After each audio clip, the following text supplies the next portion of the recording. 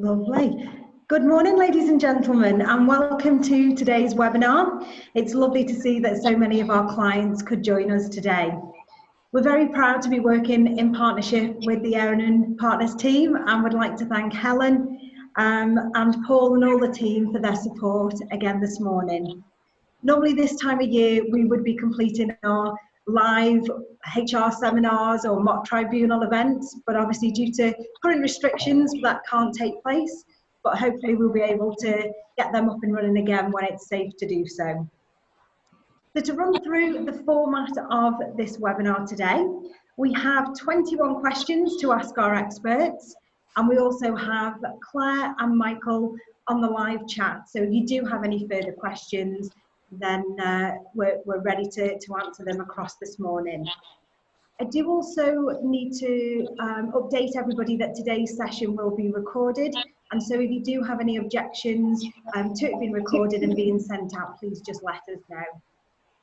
So without further ado, the first question that we have is over to Helen. And the question that we have, Helen, is, first of all, how will the new job support scheme work? Yeah, thanks, Chrissy, and good morning, everybody. Well, no surprises that we're kicking off looking at the new job support scheme.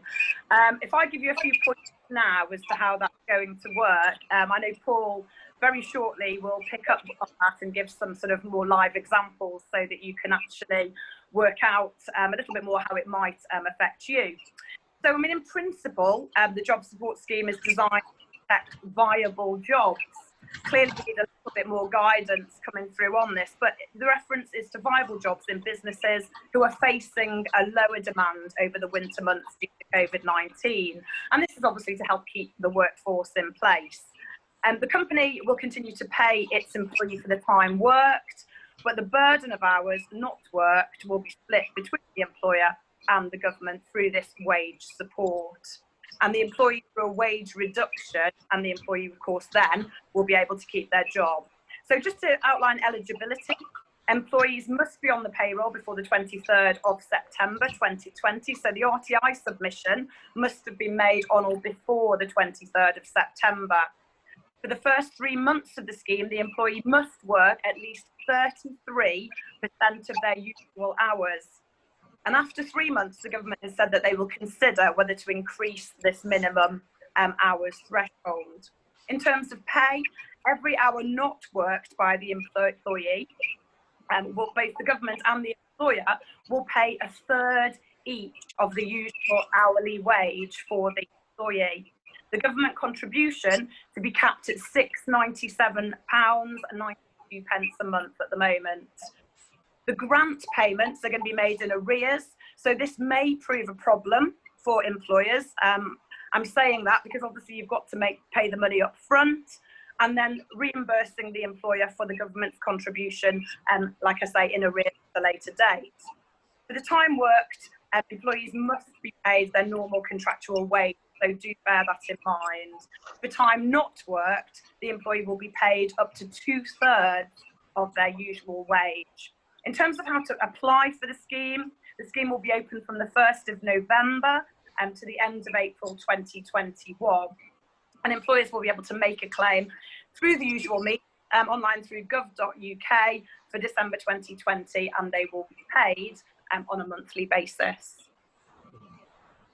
Thank you, Helen. I mean, that sounds a lot of information to take in. So if anyone does have any queries, you can obviously watch back and listen to Helen's explanation again, or send a message through to us. Yeah, I think Paul's actually going to pick up in a later question, so we might put a little bit more meat on the bones for you. Failing that, we've got the live chat as well. Thanks. Great stuff. Thank you, Helen. So Paul, we have a question for yourself. Do employees have to have been furloughed to be able to use the scheme? Well, the short answer to that is no. The Chancellor was quite keen to make it clear that an employer did not have had to take advantage of the furlough scheme at all, not just for that specific employee who is potentially going to be put on the job support scheme. So yeah, the answer is no, and obviously the hope is that for some businesses who haven't had to take advantage of the furlough scheme, during the summer months, they might be sort of worried about feeling the pinch over the winter. Perhaps businesses more impacted by the seasons could then have the opportunity to have some support from the government, even if the furlough scheme has not been needed during the sort of initial phase 1, I suppose, of the pandemic. So, yeah, no furlough needed for anyone.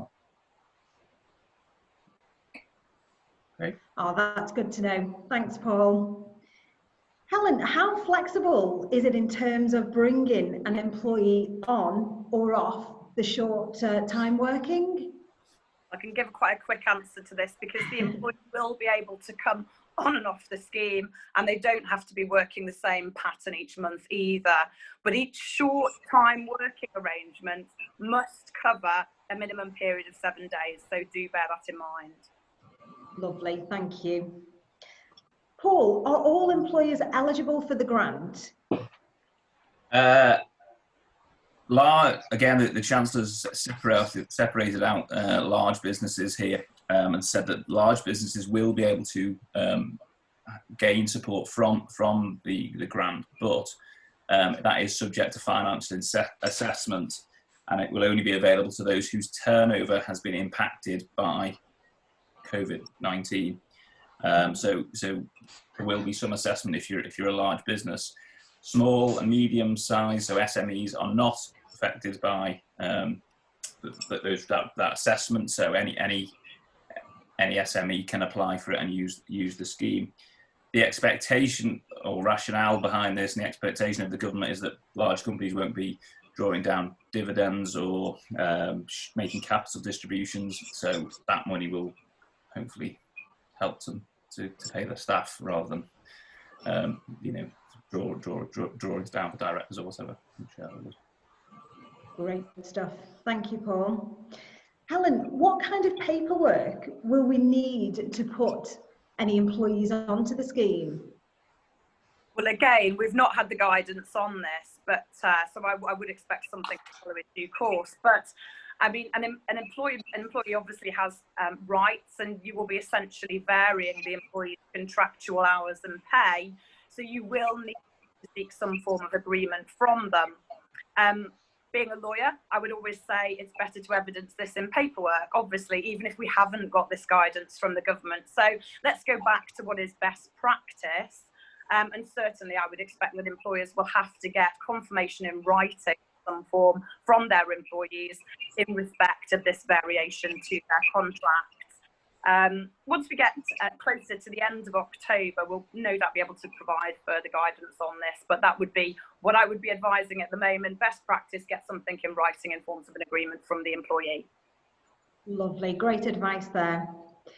I believe we've actually got a slide to demonstrate the next question, and it's for you, Paul, a working example of how government contributions will be capped at the £697.92 for employees on higher salaries and the percentage of hours not worked. Okay, yeah, so I was looking at this question last night, and I was thinking, how on earth am I going to explain it without some sort of slide? So just quickly, there's a couple of slides here. I'm not going to go into too much detail, but to use a very, very simple analysis based on a monthly pay of £999, that's because it's easy for me to divide that into thirds. Definitely a words person, not a numbers person. So in this situation, the employee earns £999 a month. So if the employee is only going to work 1/3 of their contractual hours, then the employer will have to pay them £333 for the third of their contractual hours. So do a third of the work, get a third of your pay from the employer.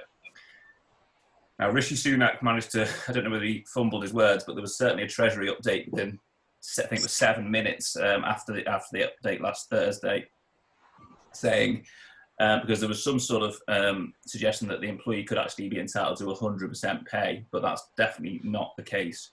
So of the remaining £666, i.e. the 333 that's already been paid off the £999 per month, the government will contribute 1/3.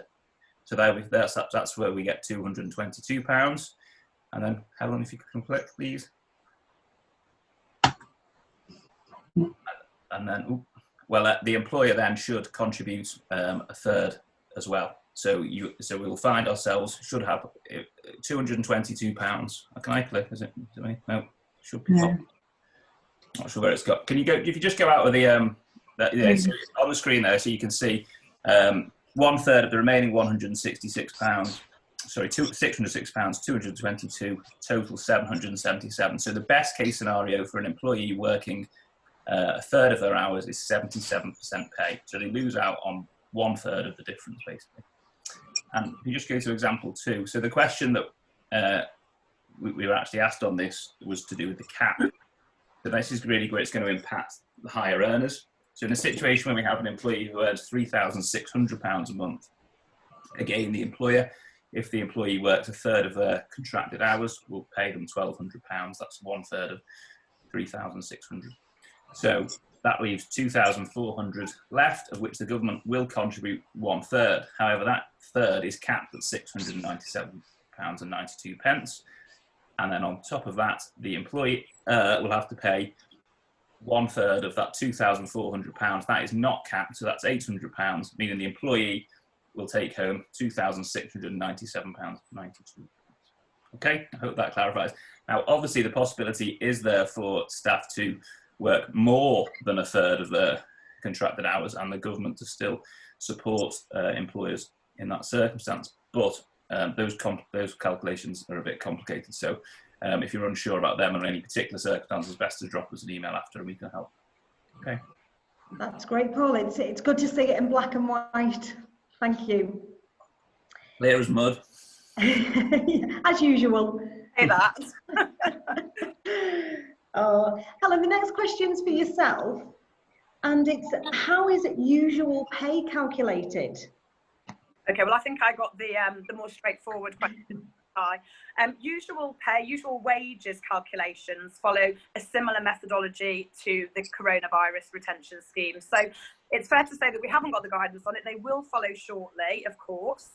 But basically, employees who've previously been furloughed will have obviously their underlying usual pay or hours used to calculate usual wages. So important to note, they will be paid based on usual wages, not the furlough wage.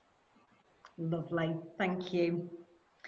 Paul, back over to yourself. Will the government grant cover pension contribution and national insurance contributions? A short answer on this one, no it won't. So it's still the employer's responsibility to make employer pension contributions and national insurance contributions, I'm afraid. So there's no get out there as there was with the initial furlough. Thank you. Helen, back over to you yourself. What if an employee is returning from maternity leave and has said that they have childcare issues? Mm-hmm. Yeah, it's a good question, and actually this seems like an excellent opportunity for the job support scheme. If the employee returning from maternity is requesting this flexibility to accommodate the childcare arrangements, it's a sensible opportunity, isn't it, for the employer to engage in that conversation and look at what those issues are, what it will entail, and then to either agree to those arrangements either entirely or perhaps in part. So I think it's fair to say that how the job support scheme is set up could be very favourable towards that sort of arrangement and certainly should be considered to give that flexibility.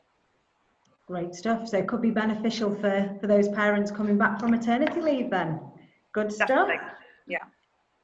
Paul, question for yourself. What measures do we need to put in place as we look to return to work after furlough? Okay, so on the .gov website, which is one I'm sure we'll all be familiar with now, there are 14 separate workplace guidance notes. So you basically just go on there and have a look at which best, I suppose, reflects your industry and the type of workplace that you work in, and the guidance is there on what can and can't be done. So there's things like office workers, restaurants, hotels, construction sites, factories, which is probably relevant to some of you guys, and then also sort of close contact ones, so dentists, hair and beauty type workplaces. So there's all different ones. So basically just have a look at which is the most appropriate to yourselves. in terms of the government recommendations for all workplaces, and I think this applies not just to workplaces, but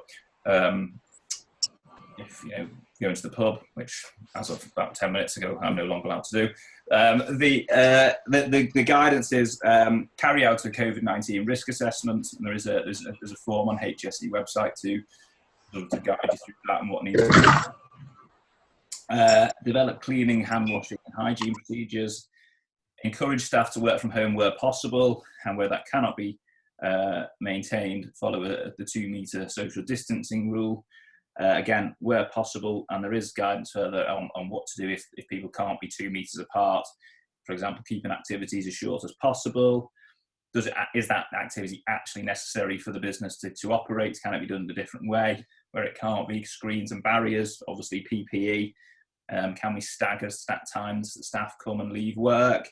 And obviously trying to reduce, sort of different teams interacting with one another. For example, at our office, we're quite cornered off in terms of different departments. So like the employment team just stays with the employment team. They don't go to property or litigation or whatever. We all try and stay at our, within our team and don't move around the whole office as we would in our old life. So that's the guidance really. But the first point of call, as with all of it, I mean, it's always the first point of call for us, even as lawyers, is the .gov website. So yeah. And like you say, Paul, we're probably all used to going on there and reading up on the latest updates. Absolutely. Yeah. Great stuff. Thank you.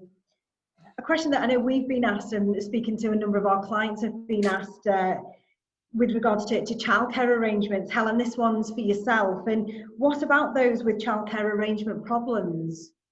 Yeah, I mean, obviously, employers are entitled to time off work, aren't they, to help someone who depends on them. So somebody who's deemed a dependent.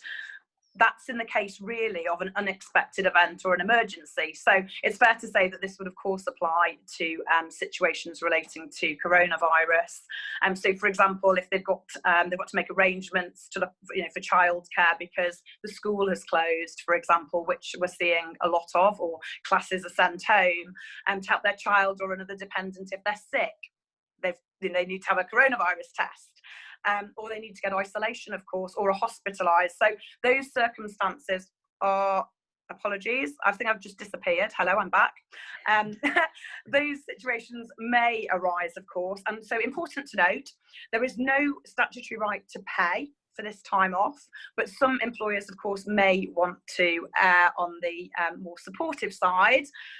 They may, of course, already have a workplace policy to address these sorts of situations. Employees can also use annual leave to care for dependents. Furlough, of course, will take us up to the end of October, and that still remains in place and an option. But that would only be applicable where an employee has been furloughed already for a minimum 3-week period.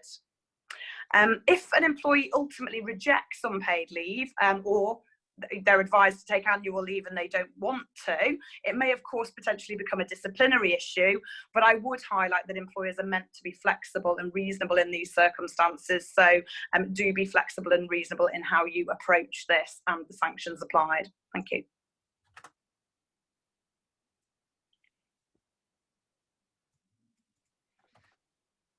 Have we lost Chrissy? Has she?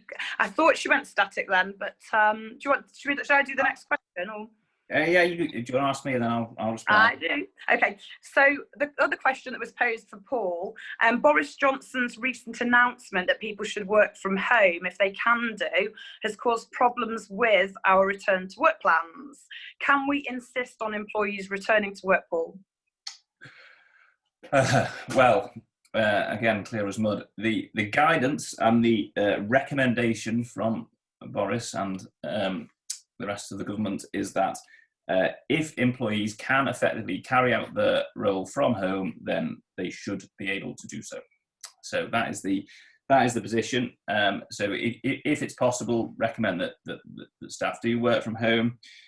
If you're unsure, carrying out an analysis as to whether roles can be performed only if they're effectively at home, and if they can't be, perhaps look at a compromise as to perhaps a couple of days in the office and 3 days at home, or alternate days, or whatever works for you. Or for example, some of us are still going in and we just alternate days and have a limited number of staff in the office on particular days.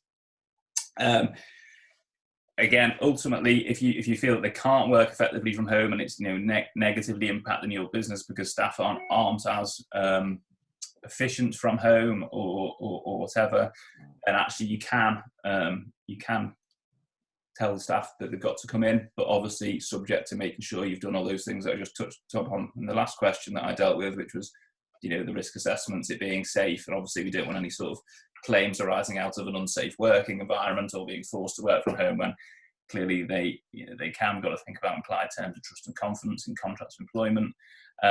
So recommendation is, the reality is for a lot of us that working from home has become in the last 6 months the norm. So to have to suddenly go back and say, oh, we actually must have you back in the office full time when actually everyone's been working okay for the last 6 months or from home, it's not really going to stand up to challenge. But if you have a business reason and you can, demonstrate that reason and it's fair and it's safe for staff to go to work, then ultimately you can force them to. Yeah. Oh, that's great, Paul, and thank you for stepping in there. Good old technology, the internet went. Lovely. So our next kind of group of questions goes into self-isolation and statutory sick pay. And the first question's for yourself, Helen. What rights do we have as an employer to ask for evidence when an employee notifies us that they need to self-isolate? And does that change if they have to have had more than one time self-isolating? Mm-hmm. Okay, well, special measures relating to evidence to support absence are in place during the coronavirus outbreak. So if an employer requires evidence from their employee who is staying at home because they've got symptoms of coronavirus, they can get an isolation note from NHS 111 online. Okay, so it's as simple as that. Those who are staying at home on government advice because they share a household with someone that has symptoms can also get an isolation note through the same means if they're unable to work from home. Okay. If an employee has been advised to self-isolate by, for example, the NHS, we've got the test and trace service, haven't we? The service will then provide them with that notification that they can present as evidence to their employer. So there are those means of acquiring that additional evidence during this period. For the purposes of determining eligibility for statutory sick pay, employers are able to set their own rules on what evidence they reasonably require during this period. So the legislation does not actually require the evidence in any specific form like a fit note. And so that's really for the employer to say what they require and to apply it consistently, of course. Both employers and employees have those implied duties, the employer having that duty of care as well over the employer. So wanting to comply with the duty of care and, of course, health and safety obligations as well. So bearing that in mind in terms of what is required and what they want from the employee. Great stuff. Thank you, Helen. Paul, if I require an employee to self-quarantine, such after returning from personal travel, would the employee be eligible for sick pay or paid leave at all? Okay, so it's the case for most people travelling. There are obviously some exceptions in Europe still, which where the quarantine rules don't apply. But for most people returning from mainland Europe or further afield, there is a requirement to quarantine for 14 days. And failure to do so is in fact a criminal offence. So we need to be conscious of that from an employer point of view, which I'll touch upon in a minute. There are some exceptions, people who regularly travel or have to travel in an emergency or something like that. But generally speaking, most people who are just going on holiday will be expected to quarantine if they've been to France or Spain or Portugal or wherever. So those returning are not entitled to statutory sick pay or sick pay if they've been abroad and the government has been keen to exclude that. That is also, of course, subject to them actually not being sick and having any symptoms. If they do have symptoms of coronavirus or any other illness, then they would be entitled to sick pay under the usual rules. The difficulty, I suppose, for employers is what do we do when we've got staff who are either booked to go on holiday before the quarantine rules were introduced or have booked subsequently. if you haven't already, many employers already have, I recommend that you get a policy or at least a letter to all staff to say, if you book to go on holiday knowing full well that you're going to be quarantined when you come home and you're not going to be able to come to work, you definitely will not be getting paid. And also, there's potential for a disciplinary because basically you're going to be unavailable for work. If they are going and there's nothing you can do to stop them, then it's a case of probably or almost certainly unpaid leave, I would suggest, unless they can take additional annual leave. But obviously, if someone's gone away for 14 days on holiday and then they want to have to quarantine when they get over another 14 days, they're going to be away from the workplace for a month, and they might not even have enough holiday to use all that up. It can ultimately be deemed unauthorised leave, but we have to tread a bit of a tightrope because employers will have to think about, well, if making the employee come to work is a criminal offence, then they refuse to, and we discipline them for that, then where do we stand from an employment law and an unfair dismissal point of view? Probably thin ice, I think. So you have to tread carefully, but I just think being upfront with the staff before, in terms of getting the information before they go, know where they're going. There's nothing wrong with that. Asking that. Obviously, a holiday is meant to be a break from work, and people are entitled to their privacy as to what they do. But if it's going to impact significantly on the business, then really they should be telling you. Not a bad idea to ask where people are going if they're going to go a couple of weeks. I did hear of somebody who was told their employer that they were going to Spain. And when asked about the quarantine rules when they returned, they said, "Oh, actually, I'm going to Turkey," which is a creative response, but I'm not sure how true that was. So, yeah, I mean, the best way to do it is to try and sort of preempt it, get your guidance out there to staff as to what is acceptable out going away. The difficulties that I've seen really are to do with those who've booked before the, paid the money, booked before it was a rule. The rules come in, and now they're saying, I've got a 2-week break to Tenerife in October, and I'm going to have to quarantine for 14 days. But if I don't go, I'm going to lose my £1,000 or whatever. And it seems a little harsh to penalise staff who want to go away, paid the money, and are entitled to a break. But obviously, 14 days when they get home, obviously subject to that still being the case. But we are where we are. Some big impacts on businesses if people are going to be, not able to work from home and be out of the business for up to a month. If people can work from home, it doesn't really matter. I mean, if you are quarantined and you're prepared to stand by the rules when you get back, and you can just work from your home, then it's probably not a problem. But if it's not a work from home situation, then it is more difficult, really. I think generally you should encourage people not to go away. Yeah, I know one measure that we've put in place with our temporary workforce is we've adapted our holiday form to where are you going, and then we have that consultative conversation regarding the quarantine or what that might look like for them, because you'll be surprised at how many people don't look on the government website and just think, well, it'll be okay, when I come back things will have changed by then. As employers, we do need to be really careful that we're not breaking any laws. So absolutely. Difficult one. Thank you. Helen, next question is for yourself. And the question we asked is it the employer's responsibility to ensure employees self-isolate? And what are the related fines to this? Oh, I think that's my question. I was going to say, I think Paul's got the notes on that one. Go on, you do that one, Paul. Oh, sorry. I'm jumping ahead. Do you want to do that one? You do the SSP one, or do you want to do? No, you do yours. Okay. So, with regards to fines, the onus has very much been put on employers to make sure that staff who are required to self-isolate do not come to work.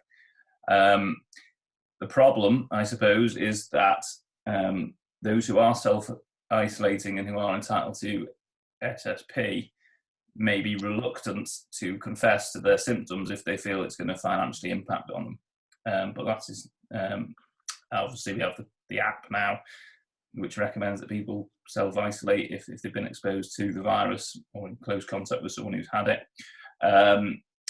But we need to be conscious of that risk, and if you suspect staff may have symptoms, then you need to sort of confront them about it, and if they need to go home, they must go home, because obviously the impact is not only an outbreak within the workplace, which would be far worse. Than having one person off, having several or many, let alone somebody being affected in a way that they'd end up in a hospital or even worse. In terms of the fines themselves, the fine for a first offence is £1,000, so it's not a nominal amount of money. The second offence is £2,000, third is £4,000, and fourth is £10,000. So if you think about restaurants, pubs, it's a potentially massive, a £10,000 fine could close a business, couldn't it? So, it's really important that we abide by the rules. We're conscious of the regulations, and that we ensure that staff are abiding by them and do understand that the impact on the business could be a massive fine, and obviously just having that clear message to the staff on those points. Great, thank you. Sorry for jumping ahead there. All right. So Helen, when are employees entitled to statutory sick pay? Okay, so you could get statutory sick pay if you're self-isolating because of one of these reasons. So you or someone you live with have coronavirus symptoms, or you've tested positive for coronavirus. You've been notified by the NHS or public health authorities that you've been in contact with someone, because that is happening through, of course, the track and trace.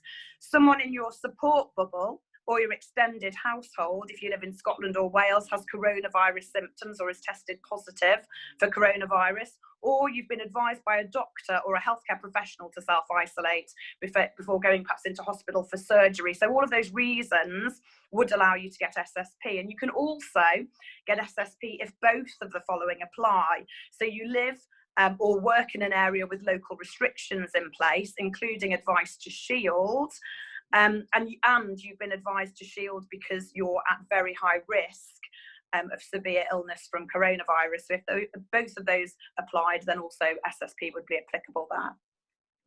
And I guess we're seeing more and more of these local lockdowns at the minute. Aren't we? More news this morning, yes, for the North. I'm going to have another little look at that, I think. Yes.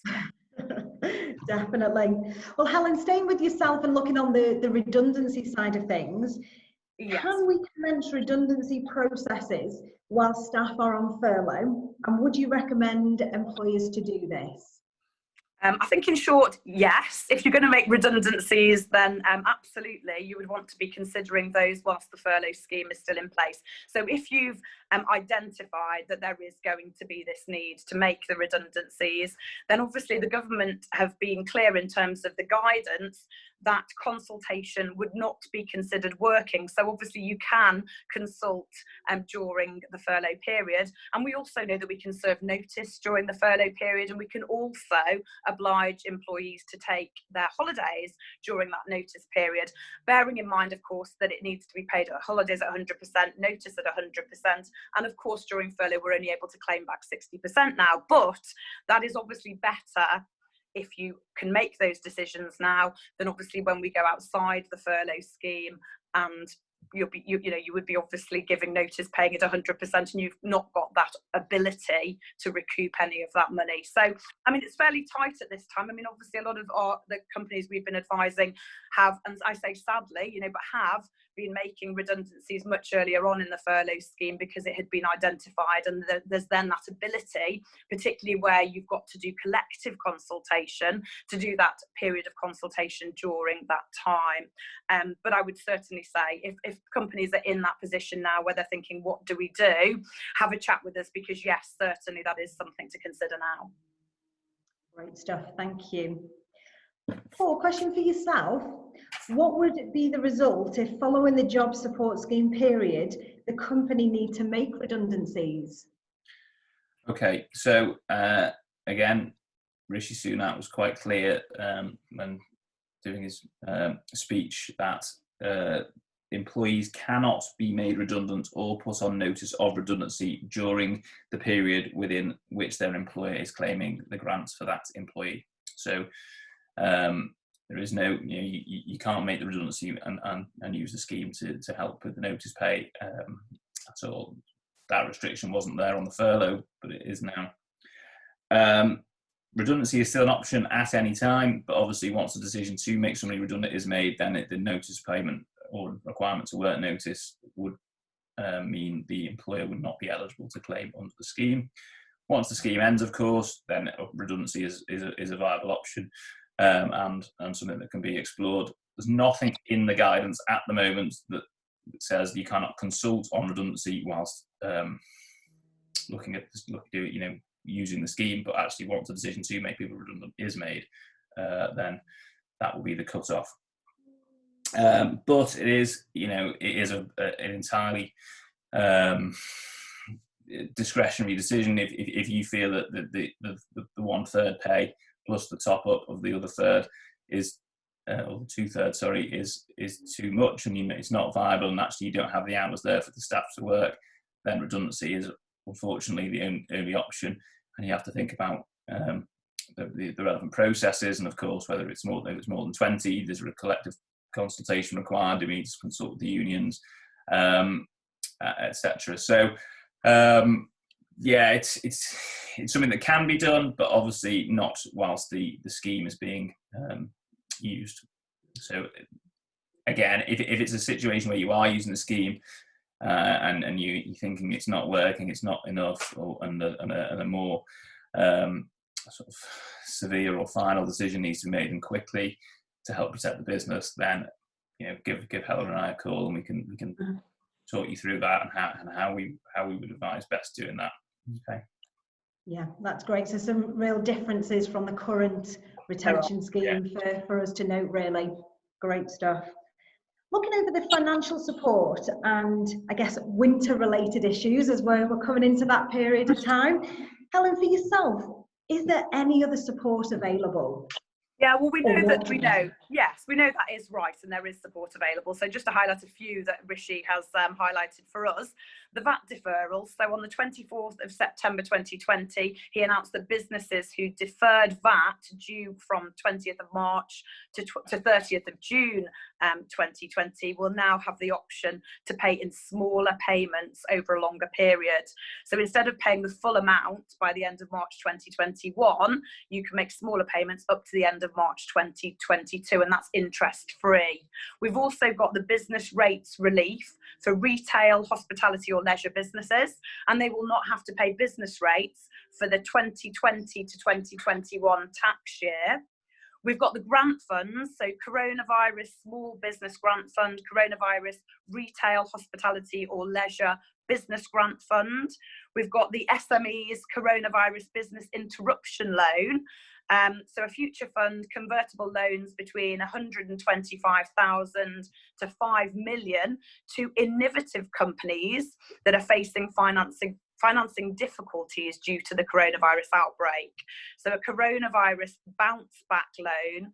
This scheme helps small and medium-sized businesses to borrow between 2,000 and up to 25% of their turnover. Maximum loan available being 50,000.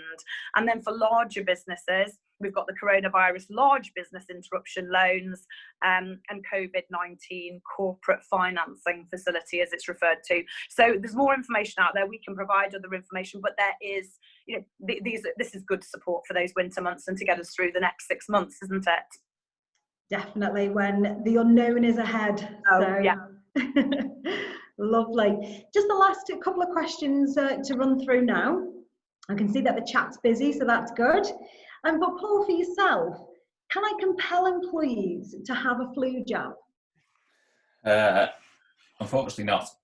It's obviously becoming there's some view in the medical profession that the idea of having a flu jab, particularly at the moment, is potentially helpful, even if it just reduces the likelihood and pressure on the NHS from flu, not necessarily coronavirus. But you can't force somebody to have them. A lot of workplaces have schemes where staff can actually get vaccinated at the place of work, and then the employer might pay for the cost of the vaccination and have people come in and administer it. But to actually say to someone you must be injected with this needle is actually an assault. So you don't want to be doing that to someone. So no, you can't, but obviously explain the benefits of it. We want everyone to fit as well as they can be. you know, it's flu is something that goes around everywhere at this time of year, and as we go into the colder months, certainly it's a problem. It does potentially help workplaces to keep staff at work if they don't get flu, but no, you can't force staff to take it. Is the short answer. Yeah, that's it. And I think they're on short demand as well at the moment, Sure aren't they? they? Are, yeah. Sure they are. And that leads us to our final question for yourself, Helen. How will COVID-19 affect employees' employment rights? Will employees see a decrease within their rights as well? Yeah, no, that's absolutely fine. In short, the answer is no.